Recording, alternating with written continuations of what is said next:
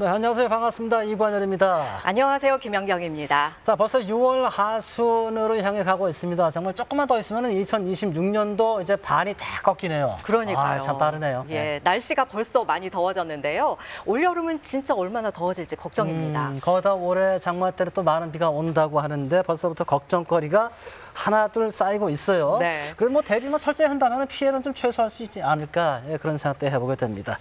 자, 그리고 6.3 지방선거 치른 지가 2주가 지났습니다. 시간 굉장히 빠르죠. 역시. 그러니까요. 네. 울산에서는 더불어민주당 김상욱 당선인이 울산시장으로 당선이 되셨죠. 7월 1일 취임을 앞두고 정말로 바쁜 하루하루를 보내고 계십니다. 네, 그래서 어떤 준비를 하고 계시는지, 또 취임 후에 울산시정에 또 우리 울산 전반적으로 어떤 변화가 예상되는지, 또 어떤 발전이 또 있을지, 사실 시민들의 관심이 상당히 크죠. 네, 그렇습니다. 자, 그래서요, 오늘 민성국이 울산광역시장으로 당선된 김상욱 당선인 모시고 울산 MBC 특집 토론 함께하겠습니다. 반갑습니다.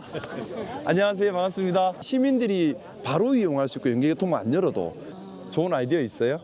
빨리 하는 게 중요한 게 아니라 제대로 야물게 해야 된다 생각입니다. 안내해 드립니다. 현재 화이팅! 파이팅!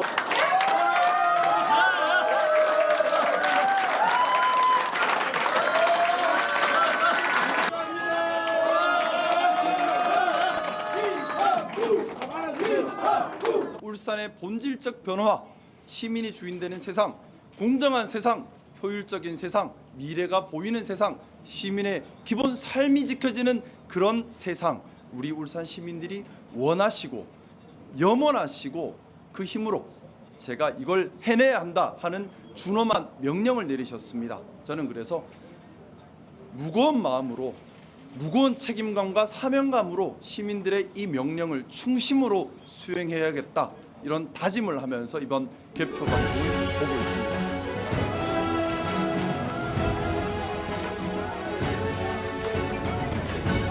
네, 자, 오늘 울산시장 당선인 김상욱 울산시장 당선인과 함께 이야기 나누겠습니다. 근데 그 당선 소감 잠깐 그 얘기를 해주셨는데, 네. 그럼 미리 준비를 하신 것 같아요. 어쩜 아니요, 그렇게 뭐- 말씀을 그렇게? 예? 준비한 건 아니고 그냥 제가 사실 대본도 잘 안 보는데요. 예. 있는 그대로 말씀을 드리고 있습니다. 근데 새삼 방송 화면 보니까 예. 그때가 생각이 나네요. 그리고 서두에 지금 이번 여름 호우 말씀하셨는데 저도 걱정이 지금 많이 됩니다. 특히 이제 시장 당선인이 되고 나니 더더욱 걱정이 많이 그렇죠. 돼요. 올해는 네. 또 슈퍼 엘니뇨 때문에 또 기상이변이 많다고 하는데 혹여라도 조금이라도 좀 위험한 곳이 있으면은 시로도 바로바로 알려주셔서 저희가 적극 대응할 수 있도록 도와주시면 좋겠습니다. 아까 그 순간으로 잠깐 다시 돌아가면은 네. 끝부분에 약간 좀 울컥하셨던 것 같아요. 네. 만감이 교차하게 좀 어땠어요? 네. 저는 개표 후에 반나절이라도 좀 쉴 수 있을 줄 알았습니다. 근데 아직까지 개표 이후에 지금까지 정말 반나절도 못 쉬고 또 열심히 움직이게 되게 되는데요. 그만큼 일을 하고 싶었습니다. 시민들을 위한 일을 하고 싶었습니다. 예. 그 일할 기회를 시민들께서 주셨기 때문에 분초를 아껴가면서 시민을 위해 열심히 봉사하는 그런 시장직을 수행하겠습니다. 네, 당선되고 보름 정도 지났잖아요. 네네. 반나절도 못 쉬었다고 말씀을 하셨듯이 전 정말 잠 좀 잘 줄 바쁘게 알았는데 그 잠들 시간이 없네요. 보내셨는데 이 자리를 빌려서 한번 네. 여쭤보겠습니다. 당선 소감을 좀 여쭤봐도 될까요? 당선 소감은 또 새삼스럽게 말씀드리기 좀 송구하긴 한데요. 겸손하게 시민 주인 되는 세상을 차근차근 하나씩 만들어 가겠습니다. 그래서 정말 우리 울산이 민주도시 울산, 시민의 기본 삶이 지켜지는 울산, 공정하고 효율적이고 깨끗한 그런 울산, 그래야지만 시민들이 살 수가 있고요. 미래도 준비될 수 있습니다. 그런 기본에 충실한 울산 만들어 가겠습니다. 자, 요새 소통하신다고 굉장히 바쁘다고 들었습니다. 네. SNS도 마찬가지고 실제 생활 속에서도 많이 소통을 하고 다니시는데, 그래서 요새 또 계속 좀 바쁘시죠, 그러면? 시간을 계속 아껴 쓰면서 움직이고 있습니다. 해야 할 일들이 아직 지금 취임 전이긴 하지만 네. 눈에 보이는 해야 할 일들이 너무나 많아요. 그러다 보니 당장 중앙정부와 소통하는 부분도 정말 중요하거든요. 어떻게 보면 광역단체장의 역할 중에 중요한 부분이 중앙정부 또 국회와 소통하는 부분입니다. 어떻게 보면 그동안 우리 울산이 조금 소홀해했던 부분이에요. 이거 빨리 복구시켜야 됩니다. 당장 여러 가지 국가 사업, 국가 또 또 공공기관 이전 이런 여러 가지 문제들이 있는데 너무 제가 파악하기에는 준비가 부족하기 때문에 당선인 신분이지만 좀 급하게 움직이고 있고요. 또 우리 울산이 상대적으로 인구 규모도 적고 또 정치적 중앙에서 영향력도 작습니다. 그러면 다른 지역과 연대하면서 또 우리의 힘을 써야 합니다. 그래서 초기에 빨리빨리 연대의 틀을 만들기 위해 좀 많이 움직이고 있고요. 저는 그래서 광주 전남이 우리 울산의 좋은 파트너가 될 수 있다는 생각을 가지고 있습니다. 상대적으로 큰 정치적 영향력을 가지고 있고 특히 우리가 중요하게 생각하는 산업 AX 분야. 우리가 산업 AX 강조를 하는데 솔직히 말씀드리면 우리 울산이 그동안 AI 분야에 투자를 하거나 인재를 육성하거나 경험을 쌓은 곳이 거의 없습니다. 이 상황에서 갑자기 뭘 하기가 힘들어요. 근데 뭐 광주 같은 경우는 그동안 긴 시간 동안 인재 육성 또 투자 이런 것들을 해온 지역이거든요. 특히나 국가 사업이나 이런 것들도 같이 연대해서 한다면은 수주하기도 낫고 힘도 더 실립니다. 부산과 함께하는 것들도 많이 중요하지만은 또 아무래도 지금 집권 여당이 민주당이고 그러면 민주당에 더 많은 영향력을 행사할 수 있는 광주 전남과의 연대 관계는 우리 울산에 또 다른 기회를 열 수 있다는 생각에서 당선되자마자 또 찾았고 또 중앙정부와 소통하고 또 시민들과 만나서 시민들의 말씀을 듣고 또 여러 가지 현안들에 대해서 즉각 대응을 하고 또 손 놓고 있으면 안 되는 급한 현안들이 사실 말씀 못 드릴 현안들이 많이 있어요. 빨리빨리 챙기다 보니까 바쁘게 시간 쓰고 있습니다. 그 주말에 시민들 만나셨잖아요. 네네. 구군 이렇게 돌면서. 네. 예, 그 어떤 이야기를 많이 하시던가요? 시민들께서 많은 바람들을 말씀하시는데 제일 많은 말씀이 크게 보면 두 가지로 요약됩니다. 우리의 무너진 기본적인 삶을 지켜달라는 겁니다. 기본 삶이라고 하는 것, 뭐 대표적으로 대중교통, 또 보육, 돌봄, 문화, 또 뭐 복지 이런 것들이에요. 기본적인 겁니다. 어떻게 보면 행정이 있는 이유지요. 근데 우리 울산 그동안 보면 이런 시민의 기본 삶을 지키는데 다소 소홀했던 것 같습니다. 울산이 부자 도시라고는 해요. 그러면 상대적으로 예산 1인당 쓸 수 있는 예산 규모도 적은 규모는 아닌데 이웃한 부산이나 경남과 비교해서도 대중교통이나 교육이나 의료, 문화, 복지, 보육, 돌봄 이런 것들이 더 낫다고 할 수 없는 상황입니다. 아마 이건 많은 시민들께서 같이 공감하실 것 같습니다. 그러면 왜 이런 문제가 생겼느냐? 결국 예산과 행정의 우선순위에서 이런 시민의 기본적인 삶이 뒤로 밀렸다는 겁니다. 그러다 보니 그것이 표면으로 나타난 것이 시내버스 문제인 거죠. 시내버스 문제가 생각보다 심각합니다. 전국에서 유일한 민영재고 거기다가 미정리 퇴직금이 720억 원이 넘고요. 또 수백억 원의 또 통상임금 판결 영향도 받게 됩니다. 근데 버스는 불편해요. 근데 시에서 지원하는 재정 지원금은 2천억 원에 가깝습니다. 뭔가 많이 잘못됐죠. 이렇게 엉망이 되어 있는 시민들의 기본 삶에 관한 것들에 대한 개선을 요구하는 시민들의 목소리가 많았고요. 또 하나는 부패 없고 비리 없고 줄서기 안 해도 되는 공정한 세상에 대한 목소리를 많이 말씀하셨습니다. 네. 오늘 저희가 준비한 질문들에 대한 답변이 지금 미리 나와가지고요. 네, 구체적인 사안에 네. 대해서는 저희가 하나하나 또 편하게 말씀하시죠. 여쭤보겠습니다. 뭐, 지금 뭐 순서가 지금 다 엉켰어요. 저는 그런 거 좋아합니다. 예. 네.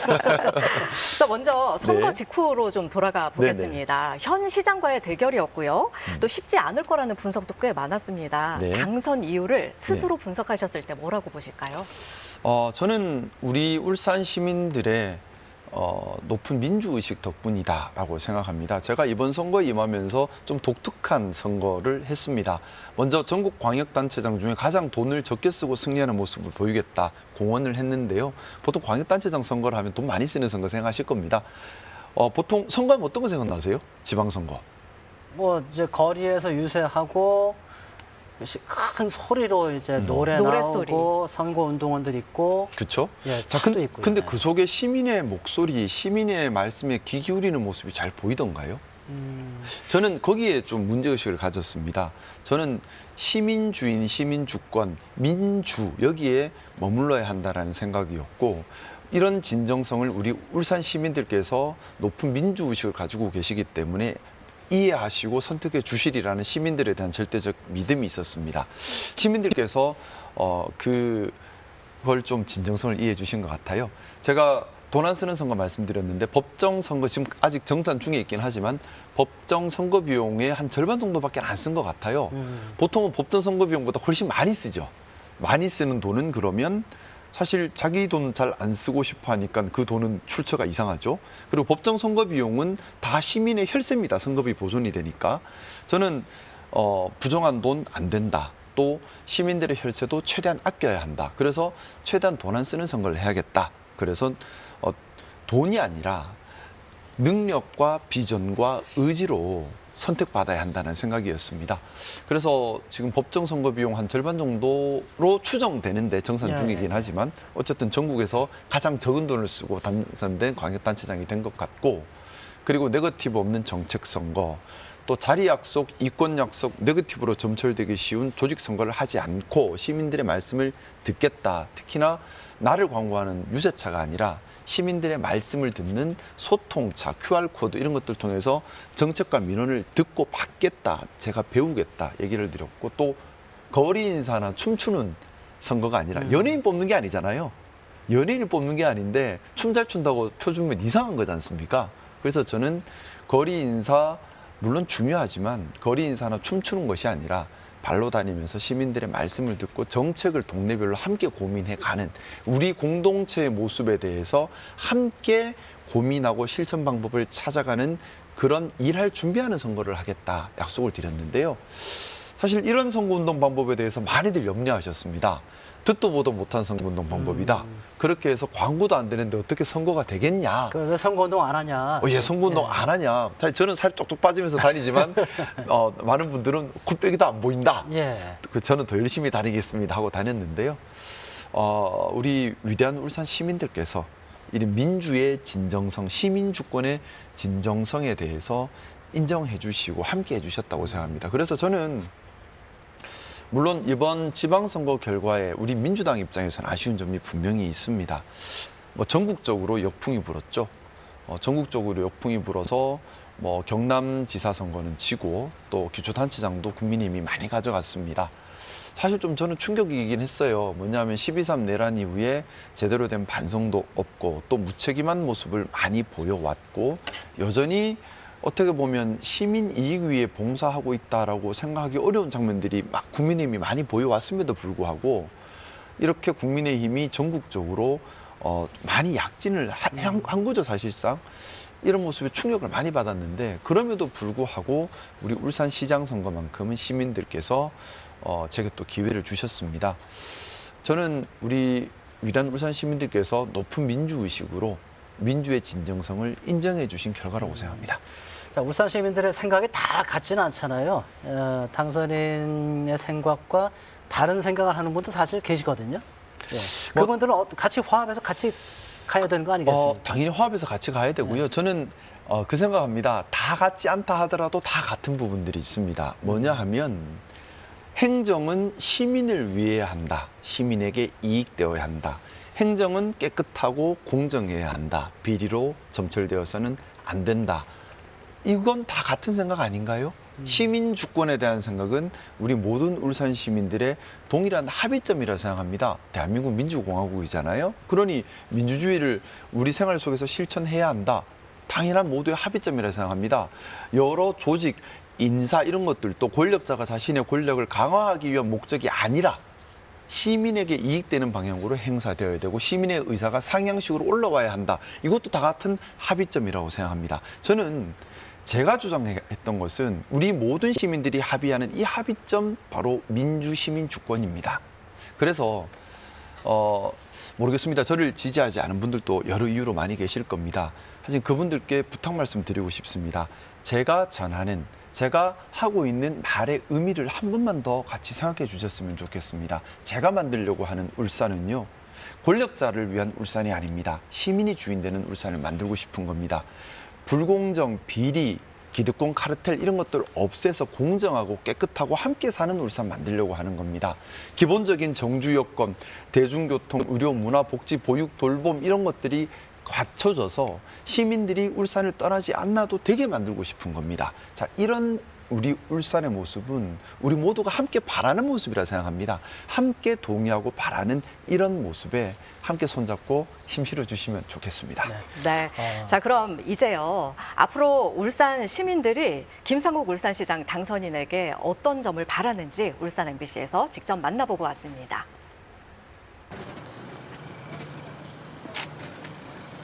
최고 문제점이 버스 노선이랐잖아요. 제가 딸이 2명이 있거든요. 너무 불편하대요. 버스 노선 때문에. 그래서 버스 노선 때문에 애로사항이 참 많았는데 바뀌고 나니까 이제 해결이 안 되겠나고 좋아하는 것더라고. 대중교통이 제일 불편한 것 같습니다. 그 대중교통이 보면은 대부분 남부 위주로 좀 돼 있더라고요. 그래서 뭐 동부나 북구 같이 이렇게 바닷가나 그런 거 보러 가고 싶은데 배차간격도 조금 아쉽고 그 노선 자체가 별로 없어가지고 그 부분이 조금 아쉬운 것 같습니다. 버스 노선이랑 그리고 뭐 이제 놀러 갈 곳이 없는 거. 그냥 작은 시골이어도 막 낙화놀이가 유명하면은 막 찾아가는데 딱히 그렇게 유명한 축제도 없는 것 같아요, 울산에는. 저는 지금 취업 준비하는 학생으로서 그러니까 울산에 공단이 많은데 불구하고 취업할 곳이 좀 많이 부족하다고 생각합니다. 그렇기 때문에 공기업 같은 경우에 지역 인재를 전형을 잘 활용하고 있는데 사기업 같은 경우에도 그런 제도 같은 거 만들어 주셨으면 좋겠는 바람입니다.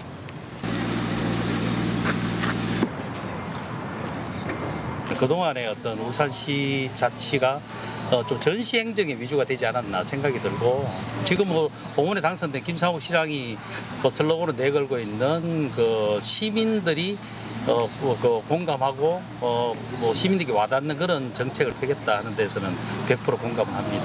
좀 투명한 부분 정책, 그런 부분들이 우선시 되어야만이 모든 정책이 그냥 그 기준을 삼아 가지 않겠나. 그동안에 좀 음성적으로 흘러왔던 정책들이 좀 투명하고 그렇게 됐으면 좋겠습니다. 네, 시내버스 대중교통 이야기는 잠시 후에 좀 자세하게 이야기를 나눠보고요. 먼저 질문을 드릴게, 마지막 시민께서 말씀을 하셨어요. 투명한 정책과 행정을 해달라, 이런 말씀을 하셨는데 네. 구상하고 있으신 게 있을까요? 우선은 저는 혈세를 정말 아껴 써야 한다고 생각합니다. 내 돈보다 더 무섭고 귀한 돈이 혈세입니다. 이걸 마치 눈먼 돈처럼 나눠먹게 하겠다 하는 발상은 매우 반민주적이고 배신적인 생각이죠. 절대 그렇게 해서는 안 됩니다. 한 푼 한 푼 아껴야 합니다.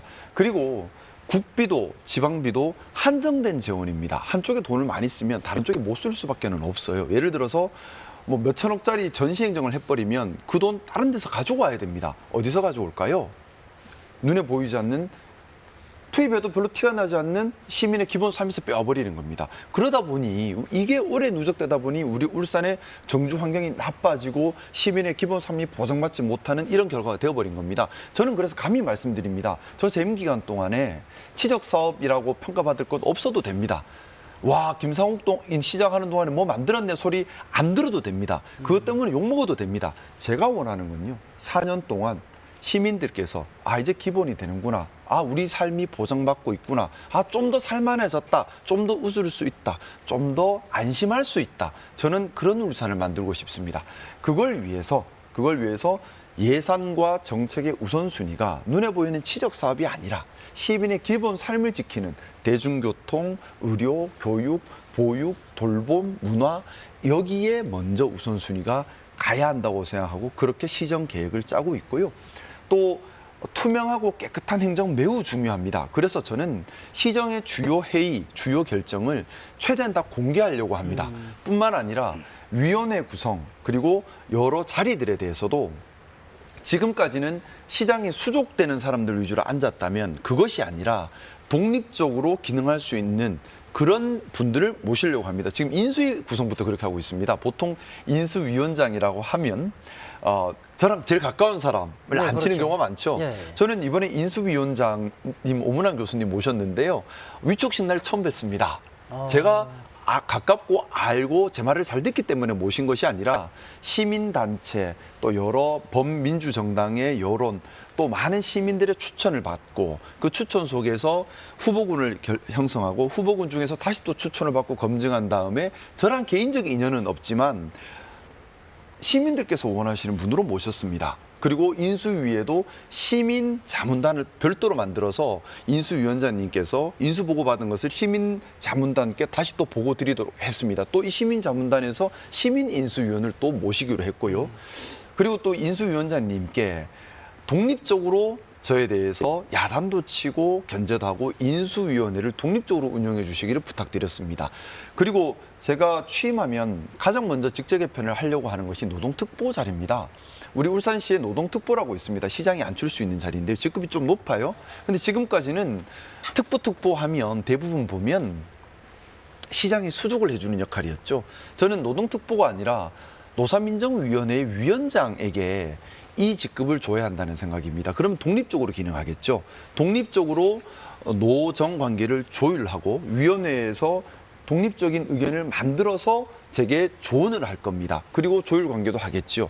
이게 더 건강한 시정이지 않겠습니까? 이렇게 시정이 운영이 된다면 부패하거나 불투명해질 가능성이 줄어들 겁니다. 그래서 저는 투명하고 깨끗한 행정, 그리고 각각의 자율성이 보장되는 행정, 무엇보다 시민의 참여와 시민의 감시 감독이 보장되는 행정, 이것이 반드시 있어야 한다고 생각하고요. 이렇게 돼야지만 시민 이익을 위한, 시민을 주인으로 알고 무서워하는 그런 행정이 가능합니다. 그렇게 만들어 가겠습니다. 그런 시민이 주인이 되는 그 행정, 그 안에서 가장 시급한 현안이 있다면 어떤 게 있을까요? 여러 가지 현안이 있는데요. 첫 번째는 당연히 시내버스 문제들 많이 말씀하십니다. 이 현안도 있고, 또 두 번째는 울산의 재정 효율화 문제도 있습니다. 무슨 말인가 하면요. 울산이 유독 재정 효율성이 떨어집니다. 세수 추계라고 하죠. 우리 올해 울산의 세수가 얼마 정도 된다라고 예상하는 세수 추계인데 이걸 울산이 전국에서 제일 못해요. 그러다 보니 세수 추계를 못하다 보니까 계획된 행정을 잘 못하게 되고 임시 방편의 행정이 늘어나게 됩니다. 뿐만 아니라 중앙에서 교부세 줄 때도 이렇게 세수 추계액이 안 맞으면 페널티가 있어서 교부금이 줍니다. 이런 페널티를 울산이 맨날 해마다 맞고 있어요. 뿐만 아닙니다. 계속비 2월액이라고 하는데요. 사업이라고 하는 것, 해마다 집행률에 맞춰서 돈을 줘야겠죠. 그 집행률이 떨어지면 돈을 잠궈서라도 집행률을 독촉을 해야 합니다. 근데 우리 울산 같은 경우는 계속비 2월액이 많습니다. 무슨 말이냐 하면 집행률을 보지 않고 사업비를 초기에 다 몰아줘 버리고 집행률을 그다음 감시 감독을 잘 못하는 겁니다. 그러면 사업은 당연히 딜레이되고 지연되는 경우들이 많죠. 그리고 업자들은 좋습니다. 업자들만 좋고 시민들은 불편한 현상이 생겨요. 그래서 서울 같은 경우는 이런 계속비 2월액을 없애기 위해 엄청 노력을 합니다. 근데 우리 울산은 전국 몇 개 광역시를 합친 것보다 많은 계속비 2월액을 보여줍니다. 그리고 재정 안정화 기금이나 이런 부분들도 비효율성이 많고요. 시금고 운영 같은 경우는 충격적인 실태입니다. 뭐냐 하면 우리 울산이 1조 가까운 시금고 재원이 있는데 전국 17개 광역단체 중에 금리가 16등입니다. 우리 밑에 경북 하나 있습니다. 인천이 4% 넘는 금리를 받을 때 우리는 그 반 정도밖에 받지 못하는데요. 생각해 보세요. 1조에 1%면 얼마죠? 자, 그 돈이 4년이면 얼마일까요? 그러면 1조에 2% 잡고 4년이면 그 돈이 얼마입니까? 엄청난 돈이죠. 계산을 쉽게 할 수 있는 단위가 아니라서요. 네. 자, 이렇게 당연히 챙겨야 되는 재정이 제대로 돌아가지 않고 총체적으로 비효율적으로 머물러 있는 겁니다. 재정이 효율적으로 틀이 잡혀야 행정이 힘을 받고 탄력을 받습니다. 돈이 들어가야 움직이니까요. 그렇죠? 그래서 재정 효율화가 행정의 효율화의 전제로 필요하다라는 생각을 가지고 있고요. 그리고 또 하나, 시내버스 문제. 이 부분 정말 우리 시민들께서 다 불편해하십니다. 근데 우리 시내버스 문제 조금 더 얘기해도 되나요? 네, 얘기해 주세요. 다음 질문이거든요. 이게. 그렇구나. 예, 예. 네. 시내버스 문제 본질적 문제가 뭐라고 생각하십니까? 노선의 어떤 비효율성? 이것도 총체적인 난국입니다. 예. 뭐냐면 우리 울산시가 재정 투입은 엄청나게 하고 있습니다. 작년에 거의 2천억 가까이 투입이 돼요. 시내버스 적자 보전으로 들어가는 돈은 천문학적인데 근데 시민들은 매우 불편하십니다. 버스가 오지도 않아요.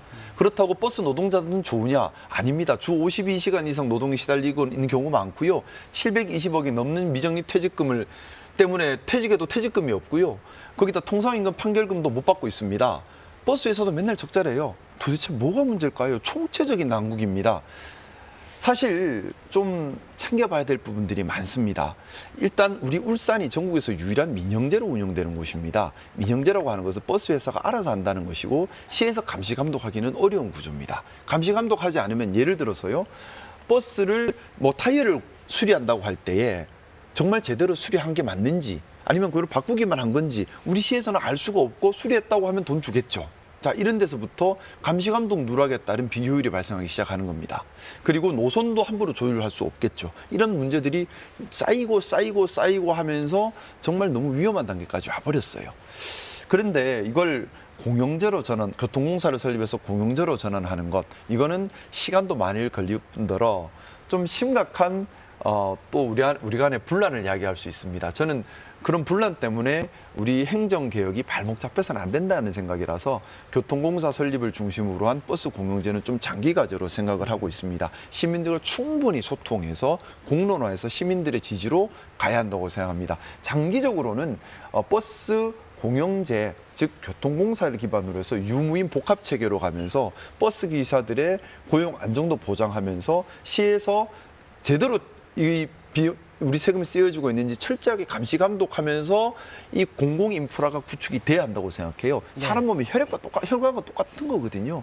혈관이 안 돌면 아무것도 못 합니다. 출퇴근도 못 하고요. 학교도 못 가고요. 병원도 못 가요. 그리고 그동안 공공 인프라로 보지 않고 이걸 사업으로 보다 보니까 서울은 가보시면 버스들이 다 저상버스입니다. 노약자들이 타기 좋습니다. 근데 울산은 저상버스 아닌 게 더 많이 보이죠. 부자 도시면 뭐합니까? 여기에 돈을 안 쓰고 있었다는 거예요. 우선순위가 안 갔다는 겁니다. 공공인프라로 안 봤다는 겁니다. 이렇게 총체적으로 접근해야 하는데 우선 제가 좀 말이 길었는데요. 단기과제, 중기과제, 장기과제로 나눠서 접근하고 있습니다. 버스가 좀 단기과제가 됐으면 좋겠어요. 근데. 단기과제는 일단 폐선 노선 중에 시민들께서 불편함을 겪고 있는 곳부터 우선순위를 정해서 빨리 복구하는 것이 단기과제. 그럼 빨리 해야 되는 거니까요. 네. 당장 123번, 126번, 307번 같은 시민들이 많이 이용하다 끊겨버려서 불만이 많은 노선입니다. 최단 시간 안에 빨리 복구를 해야 합니다. 이것도 제가 지금 1단계, 2단계, 3단계로 나눠서 지금 노선을 다 정리를 해놨는데 뭐 2단계는 또 무한 노선 같은 거 복구를 해야 되죠. 그리고 중기과제는 버스 중앙차로 또 BTR 이런 부분들 또 교통 환승섬 이런 것들을 통해서 효율성을 도모하는 겁니다. 장기과제는 버스 공용제를 통해서 전국적으로 시민의 이동권을 시가 책임지는 겁니다. 이렇게 진행해야 하는데 근데 사실 좀 현실적인 어려움은 있습니다. 뭐냐 하면 다 돈 들어가는 일이에요. 자, 여기에 예산을 투입하려면 시의회의 동의를 또 얻어야지만 가능합니다. 네. 그래서 아마 저는 우리 시의원님들께서 적극적으로 동의하고 함께 해주실 것이라 믿고 있습니다. 하지만 혹여 좀 의문이 있다면 더 많은 토론을 통해서 꼭 힘을 모아서 신속하게 해결해 나가야 한다고 생각합니다. 버스 문제 해결에 여야가 있을 수는 없는 거니까요. 시민들이 불편해하시니 하루라도 빨리 해결했으면 좋겠습니다. 네. 자, 뭐 바퀴 달린 거 얘기 나온 김에요. 네. 저 트램 얘기 좀 해야겠어요. 네네. 그때 뭐 2호선 먼저 하자 그런 얘기도 하셨거든요. 선거운동 하시면서. 이거 일단 저 혼자 지금 1호선 결정할 수 같은 있는 건 경우도 아니고 걱정을 많이 하고 있고요. 사실은 공론화 과정을 거쳐야 하지요. 근데 저는 기본적으로 행정에 대한 의문 하나 던지고 싶습니다. 나 때 뭐 했어? 이것 좀 우리 안 해야 돼요. 저는 그거 할 생각이 없습니다. 나 때 뭐 만들었어? 이것 때문에 시민들이 다 불편해집니다. 근데 임기 끝나시고 나 때 아무것도 안 만들었고 아무것도 안 했어 그런 얘기 들어도 괜찮습니까? 저 그래도 시민들이 더 살만해졌다. 예. 더 좋아졌다. 내 삶이 더 보장받고 안전해지고 더 많이 웃을 수 있고 더 편해졌다 하면 저는 만족할 것 같습니다. 네. 우선 전국적으로 보면요. 무리한 사업으로 인해서 그 지자체가 심각한 위협을 겪고 있는 곳이 많습니다. 광주는 지하철 2호선 때문에 시가 엄청난 재정 적자에 결국에는 공사도 중단이 돼버렸어요. 사업이 감당을 못해서 지금 도로 다 파헤쳐진 상태로 사업은 중단됐고 덮지도 못하는 상태로 방치되고 있습니다. 용인도의 과거 경전철 사업 때문에 식겁을 했죠. 대전도 트램 사업 때문에 식겁을 했습니다.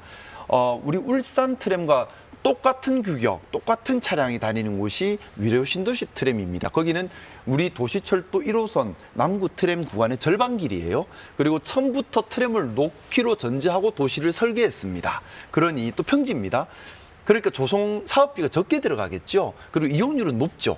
도시철도를 많이 이용하는 도시에서 처음부터 그걸 전제로 만들었으니까. 근데 지금 현황이 어떨까요? 위로 신도시에 제가 수십 번을 갔어요. 국회의원 할 때. 왜냐면 울산에 트램 들어온 거랑 똑같은 규격이니까 상황을 봐야 되잖아요. 첫 번째 사업비는 예정 사업비보다 평지고 예정된 곳이고 사업비가 적게 들어가는 곳임에도 불구하고 훨씬 많이 발생했습니다. 그래서 처음에는 1,000억 남짓이면 될 거라고 예상했는데 실제로는 3,500억 가까이 들었습니다. 사업비 훨씬 많이 들었죠. 네. 그리고 많은 시민들이 이용하고 있음에도 불구하고 연 적자가 250억에서 300억입니다. 운영 적자가요. 뿐만 아니라 안전 문제 때문에 한 20m 간격으로 안전원들이 쫙 깔려 있습니다. 매우 위험해요. 제동거리가 30m까지 가는 경우도 있다 하더라고요. 이게 되게 생각보다 무겁습니다. 네. 자, 우리 울산으로 다시 대입을 해볼까요? 3,800억이면 된다고 합니다. 하지만 위례 신도시 트램의 2배 길입니다. 3,800억으로 될까요? 트램을 예정한 길도 아니고 새로 도로를 파면서 가야 합니다. 사업비가 저는 훨씬 많이 들 거라 생각합니다. 그럼 하다 그러면 멈춰버리면 네. 추진 자체를 아예 재검토하시겠다는 뜻인가요? 간단하게 하겠다 안 하겠다? 일단은 제가 드리는 문제의식부터 우리 시민들께서 함께 공유를 해야 합니다. 예. 이유가 그러니까 우리가 자꾸 결론만 가려고 하는데 결론 가기 전에 이유를 생각을 해야 되는 거예요.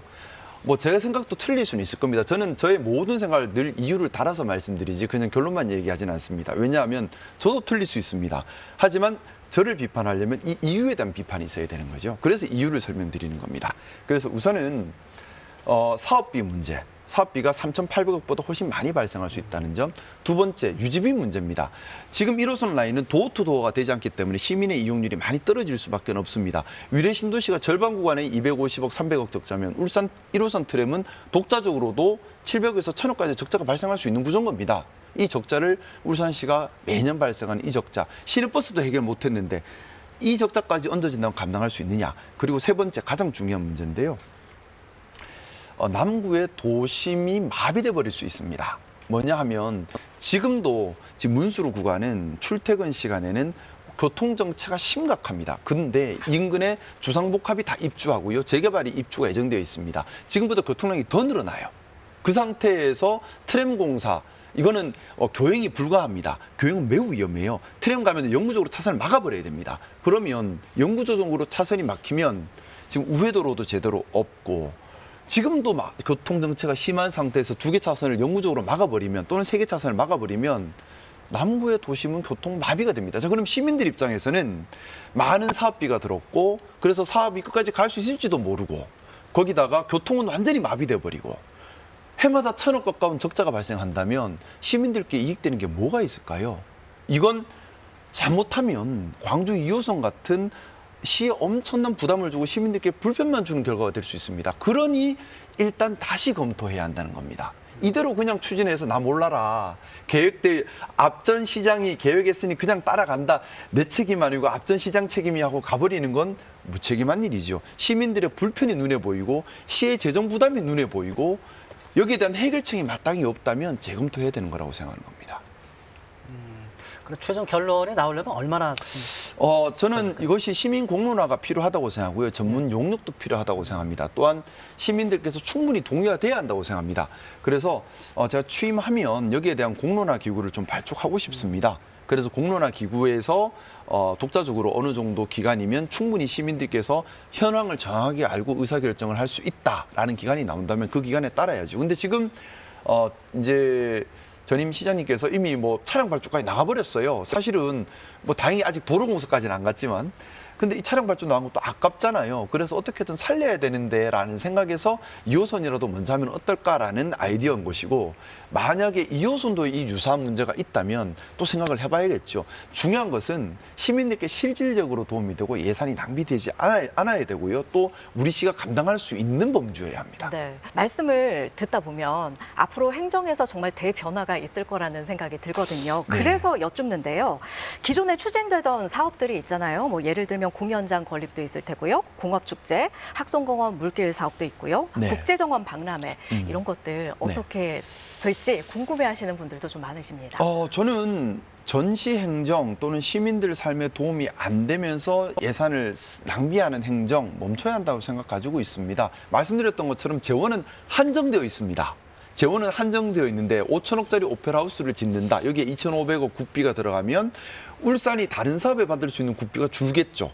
중앙정부 입장에서는 울산에 얼마를 줬다는 걸 계산을 하고 있거든요. 그럼 2,500억 국비를 공연장 만드는데 줘버리면 다른 데 줄 2,500억이 주는 겁니다. 뭐 이 2,500억 공연장 만드는 대신에 AX 실증 연구단지 만들면 울산에 더 도움되는 것 아닐까요? 또는 소규모 공연장을 늘리는 게 도움되는 게 아닐까요? 또 국비 2,500억이면 시비가 또 2,500억이 붙습니다. 이 시비 2,500억을 우리 시민들의 기본적인 복지에 쓰는 게 더 낫지 않을까요? 또는 소규모 공연장을 많이 만들어서 울산의 문화예술인들이 가까이 가서 접근하게 하거나 또는 서울의 인사동이나 대학로 거리 같은 것들을 조성하는 데 들어가면 더 낫지 않을까요?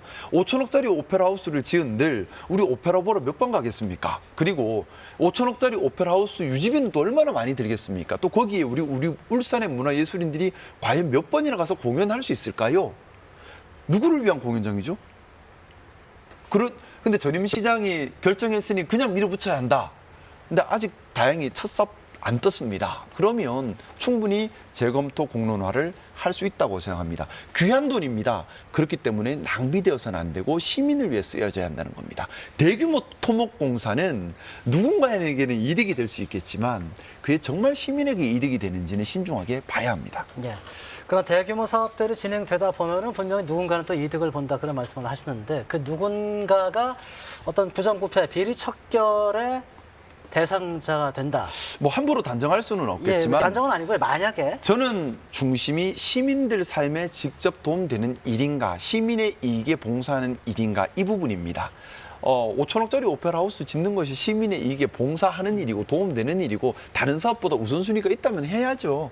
근데 과연 그런 걸까요? 제가 시민들과 만나면서 말씀 나눈 것은 그런 부분이 아니었습니다. 시민들이 원하는 것은 우리의 기본적인 삶, 대중교통, 문화, 보육, 돌봄, 복지, 교육 이런 부분들에 대한 제대로 된 기본을 갖춰달라는 요구가 훨씬 컸습니다. 또 그게 행정이 해야 될 일이에요.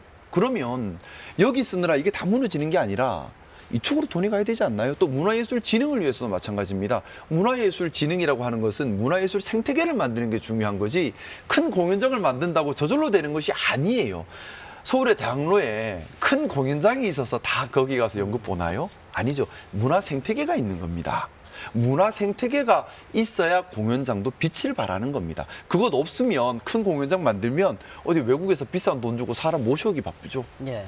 그건 또 유지비입니다. 자, 공무원 조직이 불안에 떨고 있다. 그런 얘기가 있어요. 부정부패 비리 척결 강조하면서 감사원 감사를 요구하겠다 그런 말씀을 하셨네요. 예. 잘못된 점이 있다면 뭐 비리는 뭐 당연히 거기에 대한 책임이 뭐 따른다. 잘못된 점이 있다면 당연히 바로 잡아야죠. 예. 하지만 제가 분명히 말씀드리는 것은 과거에 누가 잘못했느냐에 집착하지는 않습니다. 그게 저한테 큰 관심은 아니에요. 저는 지금 울산시정의 문제가 무엇인지를 보고 그 이유가 무엇인지를 발견해서 어떻게 개선해서 어떻게 더 좋게 해서 어떻게 더 좋은 결과를 낼 것인가 하는 이 미래지향적 관점에 관심이 다가 있습니다. 그래서 이번에 인수위원회 발족을 하면서 시의 지원단장에게 제가 요구한 것이 누가 잘못했다. 라는 얘기는 하지 마시라. 관심이 없다. 그것보다 이런 문제가 있는데 이 문제의 구조적 이유는 무엇이고 이 이유를 개선하기 위한 개선 방안은 어떤 것이 있고 이 개선 방안이 조례가 됐든 직제 개편이 됐든 또는 새로운 여러 가지 아이디어가 됐든 이걸 통해서 언제까지 구체적으로 결과를 만들어서 어떤 기대 효과가 있는지에 집중해 달라라고 요청을 했습니다. 중요한 것은 우리의 울산시 행정을 어떻게 바꿔서 울산 시민들의 삶을 어떻게 바꿔갈까 하는 미래지향적 관점입니다. 누군가에게 책임을 묻는 것에 방점이 찍혀 있는 것이 아니에요. 앞으로 절대 비리가 있어서는 안 된다. 앞으로 절대 불공정한 줄 세우기 행정이 있어서는 안 된다라는 의지를 강하게 표명하고 있는 겁니다. 네, 지금 구상하고 계신 점들이 이제 차근차근 실현이 되려면 아무래도 시의회 그리고 구군 단체장들과 협의가 되고 또 조화가 돼야 할 텐데요. 어떻게 풀어나가실 생각이실까요? 사실 솔직히 걱정은 돼요. 왜냐하면 서로 소속 정당이 다르지 않습니까? 네. 소속 정당이 다르다 보니까 정치적 이유 때문에 가야 할 길임에도 불구하고 혹시 반대하면 어떨까 걱정은 되는데 저는 그러지 않을 거라고 믿습니다. 다 시민께 봉사하려고 공직에 나오신 거잖아요. 말씀드렸던 것처럼 뭐 저를 지지할 수도 있고 지지 안 할 수도 있습니다. 하지만 우리가 모두 원하는 세상의 방향성은 같지 않습니까?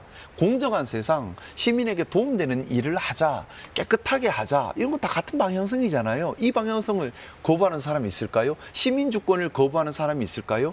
자, 그러면 그래서 제가 늘 어떤 저의 주장을 할 때 이유를 얘기하는 겁니다. 그냥 너 말 틀렸어가 아니라 저는 어떤 얘기를 할 때 1, 2, 3의 이유 때문에 이런 생각입니다. 그러면 저에게 반박하기 좋은 근거를 제시하는 거예요. 1, 2, 3에 대해서 반박 근거를 주시면 됩니다. 그럼 거기에 대해서 저도 한 번 더 생각하면서 생각을 정리해 가는 거죠.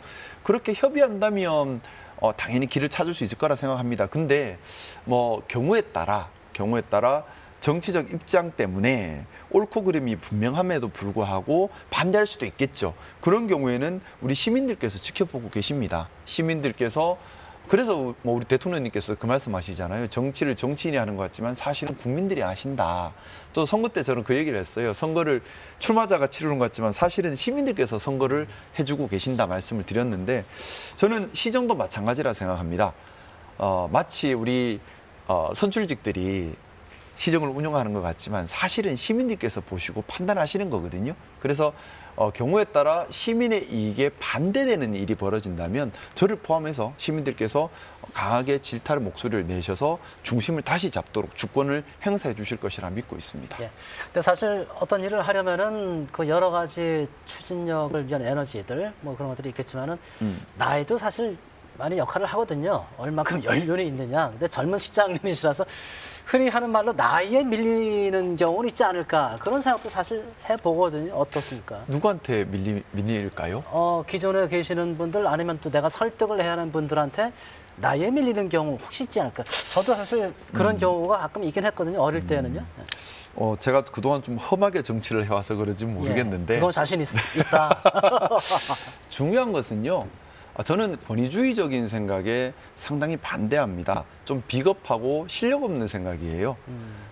본인이 알찌다면 있는 그대로의 모습으로 근거를 달고 토론하고 대화하면 됩니다. 근데 거기에 자신 없으면 다른 얘기를 하죠. 직급을 내세우고 또는 나이를 내세우고 배경을 내세우고 인맥을 내세우고 저는 그건 좀 비겁하다는 생각이고요. 말씀드렸던 것처럼 저는 저 개인의 일을 하는 것이 아니라 시의 일을 하고 있습니다. 그리고 시민들께서 보고 계십니다. 그리고 나이는 많지 않다 하더라도 시의 행정을 책임지는 시장의 직을 수행해야 합니다. 그러면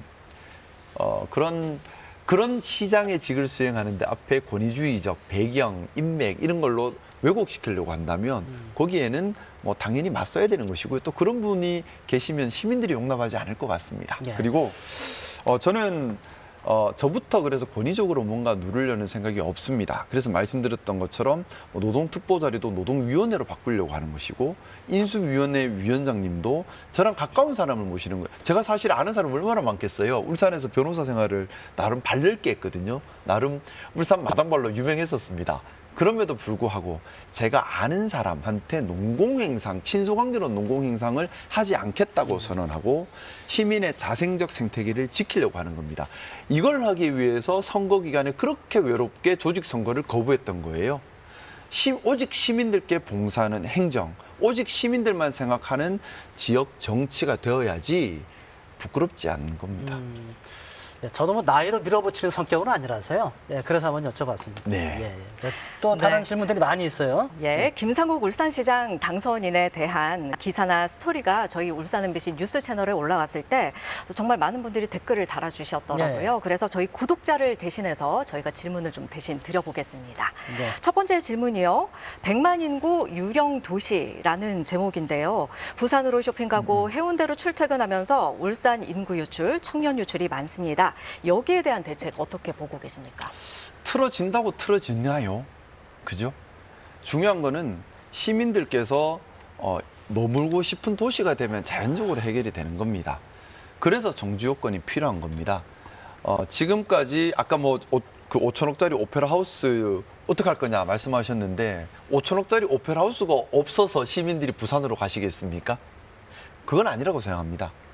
시민들이 다른 지역으로 자꾸 나가는 이유는 대중교통, 교육, 문화, 보육, 돌봄, 이런 부분들이 안 되니까 자꾸 나가시는 거거든요. 그러면 여기에 시의 예산과 행정의 우선순위를 둬야겠지요. 그죠? 그리고 특히 대중교통 부분이 좀 저는 많이 우려스러워요. 뭐냐면 울산에서 버는 돈이 울산에서 소비되지 않습니다. 부산 가고 경주 가고 다 빠져나가 버려요. 이유가 하다못해 친구들 만나러 시내 나가려고 해도 버스가 불편하니까 일단 차를 가지고 나와요. 근데 주차할 데가 마땅치 않습니다. 그렇죠. 그러다 보니 시내 가다 방향을 틉니다. 어차피 차도 가지고 나왔겠다. 주차하기도 힘들겠다. 밖으로 나가자 하면서 밖으로 나가버리거든요. 많이 빠져나갑니다. 그러면서 울산의 자영업도 침체를 하고 전반적으로 무너져 내립니다. 그래서 사실 대중교통이라고 하는 것이 되게 중요해요. 대중교통이 마비된 도시라는 건 그건 이미 도시 기능을 잃어버린 겁니다. 근데 우리 울산 지금 대중교통이 시내버스인데 그 시내버스가 이미 시민들이 아시는 것처럼 너무 불편합니다. 저는 묻고 싶습니다. 도대체 지금까지 우리 뭐 했나요? 우리 지금까지 도대체 뭐 한 거죠? 울산이 부자 도시고 1인당 쓰는 예산도 다른 도시보다 많다는데 이 대중교통조차 이 모양을 만들어 놓고 그래서 시내 나갈 때 내 차 가지고 아니면 못 나가고 차 가지고 나면 주차할 데가 없고 그래서 딴 데 간다는 게 말이 안 되는 현상. 이거 도대체 뭐 한 건가 싶습니다. 근데 이게 너무 오래 쌓여있는 문제라서 바로 풀지도 못하고 좀 많은 예산이 투입이 되고 사회적 합의가 있다 하더라도 꼭 제 임기 내에 이 문제만큼이라도 좀 바로 잡고 싶습니다. 그래서 시민들께서 좀 편하게 다닐 수 있도록 학교도 편하게 가고 출퇴근도 편하게 하고 그 남구 공단 가보시면 샤인 프로젝트 하는 그 앞에 가보시면요. 우리 노동자들이 새벽 3시, 4시에 출근합니다. 8시까지 출근인데. 이유가요. 대중교통이 안 오다 보니까 차 가지고 오는데 주차할 데가 없으니까 차라리 일찍 와서 차 대놓고 잠자다가 차 안에서 자고 출근한다고. 이게 말이 됩니까? 이거 정말 우리가 부끄러운 부분입니다. 우리 울산 도대체 지금까지 이 대중교통도 이렇게 신경 안 쓰고 뭐 했나 싶고요. 저는 여기에 대해서만큼은 꼭 해야 된다는 생각이고 이 문제를 푸는 데 있어서만큼은 여야 없이 좀 협조가 됐으면 좋겠습니다. 예. 자, 그러자면 이제 지금 이제 인수위원회 역할도 상당히 중요할 것 같습니다. 인사가 만사다 그런 말도 있는데 구성이 지금 인수위원장도 말씀을 해주셨고요. 7월까지 그러면 어떤 역할, 어떤 계획을 하게 되는 건가요? 일단 뭐 인수위 활동을 했다고 해서 뭐 시정에 입각하는 건 아닙니다. 네. 그전에는 인수위 활동을 해서 시정으로 들어오는 경우들이 많았잖아요. 저는 그렇게 생각하고 있지는 않습니다. 인사는 천천히 할 생각이에요. 뭐냐 하면 제 측근으로 채우려면 금방 채우죠. 저랑 친한 사람들 측근으로 세우면서 충성을 다해라 할 것 같으면 금방 합니다. 하지만 그런 시정은 시민들께 도움이 안 되겠죠. 그냥 저의 권력 기반을 강화하는 시정이 될 겁니다. 저는 저의 권력 기반을 강화하는 시정을 할 생각이 없습니다. 그것이 아니라 시민께 도움되는 시정을 하고 싶습니다. 그래서 예를 들어 그런 거예요. 어떤 유관기관에 장자리가 비어 있으면 조금 비워둬도 된다고 생각합니다. 그럼 비어 있는 동안에 자연스럽게 실무자들 선에서 기존의 장으로 생겼던 문제점에 대한 이야기가 나올 것이고 실무자들이 원하는 장의 상이 나올 것이고 실무자들이 추천하는 사람들이 나올 겁니다. 또 이 자리에 앉고 싶은 사람들 간에 경쟁이 벌어지겠죠. 그러다 보면 자연스럽게 실무자와 또 행정 서비스 수요자 사이에서 누가 오면 좋겠다라는 의견이 모아질 겁니다.